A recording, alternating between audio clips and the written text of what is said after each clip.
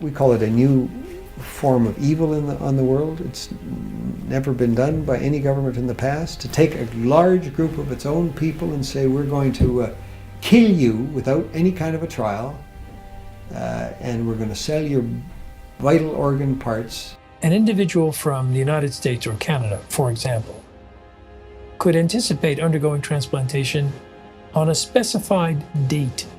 It's a crime against humanity. It's abhorrent, and it needs to stop.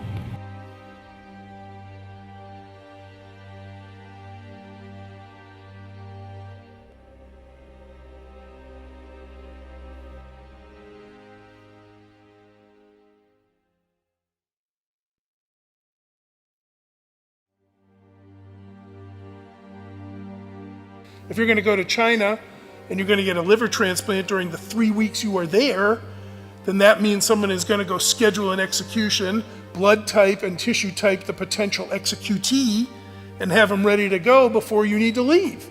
Starting at the end of 1999, the number of transplants taking place just exploded.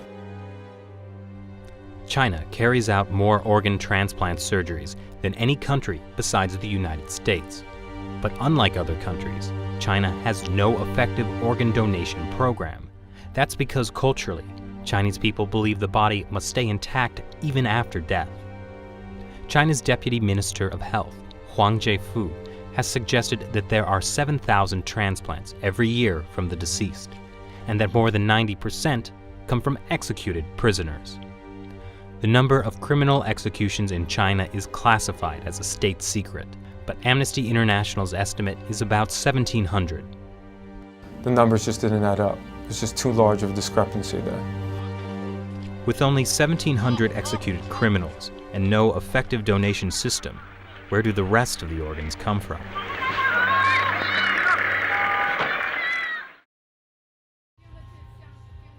Zhao Shuhuan was put in a Chinese labor camp because she practices Falun Gong. 我每到一个劳教所，他都会让我们检查身体，给我们抽血验血。每个劳教所都是。 We estimate that in the period between 2000 and 2005, there are 41,500 transplants which have no other explained source. I'm absolutely convinced that over a long period from 1999 onwards, organ harvesting from prisoners has been taking place, especially with Falun Gong. 他领了到他那个马三家教养院有医院呢，那个医院就是做我这理解好像就是验尿啊，抽干咳。 Doctors would come into the camps, they would look in their eyes, they would examine their organs with ultrasound and the like, and they were the only people in these camps who were medically examined thoroughly. In 2006, two Canadians, international human rights lawyer David Matas and former Secretary of State for Asia Pacific David Kilgore, started to investigate allegations of forced organ harvesting in China. They found at least 52 points of circumstantial evidence, including websites of Chinese hospitals offering matching organs in less than a week. It's just not possible unless you have an unlimited source of organs. And these are people who are alive. We're talking about live donors. The actual transplant surgery itself was the form of execution. These were living people that were killed for their organs. Makes you think of some grotesque restaurant where you go in and you pick your lobster in a tank. But these are human beings we're talking about. The military's making money off of it. The hospitals are making money off of it. The middlemen are making money off of it. And we talk about money. We're talking about a multi-million-dollar operation.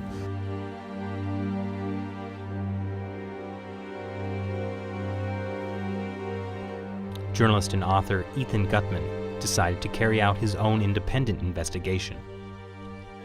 We had witnesses of disappearances, people who'd been examined and then had disappeared, busloads, entire prison wards which had been emptied out. The signs began to look like something much, much bigger.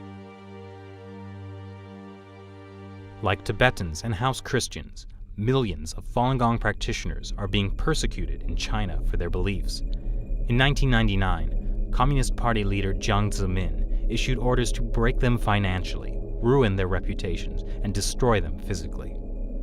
Since then, thousands of Falun Gong practitioners have disappeared without a trace. What happened to the disappeared? They, as far as we know, they're still there in these camps. Many of them been killed through organ harvesting, but the rest are still there, and they're the organ data bank for China. Around 1999, there were around 150 transplant centers. 6-7 years later, they had 600 transplantation centers. This is an increase by 300% within such a short period of time without an organ donation program. Military hospitals get watched in China, okay? There is nothing they can do without the party central taking note of what they're doing. Was this run by triads? No, this is run by the state. This was murder, and it came from the state. This is a crime against humanity. We should do our best to identify those specific individuals who are engaged in this and put them on the list of people who deserve to be brought to justice. In 2006, when this came out and we realized that they were killing prisoners of conscience for their organs, it was doctors that took the front line in trying to stop this. Every day there are a dozen of people that are executed or killed for organs in China. So we have to bring out the message, we have to inform medical doctors to stop this practice. But it's not only the medical community that's getting informed. The U.S. State Department mentioned allegations of forced organ harvesting in its annual Human Rights Report on China in 2011 for the first time. On October 3rd, 106 U.S. congressional representatives signed this bipartisan Dear Colleague letter to the State Department, demanding they reveal information on organ harvesting that they may have obtained from their sources in China. This barbaric human rights abuse must be stopped, but to stop it, we first have to further expose it. And with even more petitions circulating online, the issue is starting to get worldwide attention, but more needs to be done.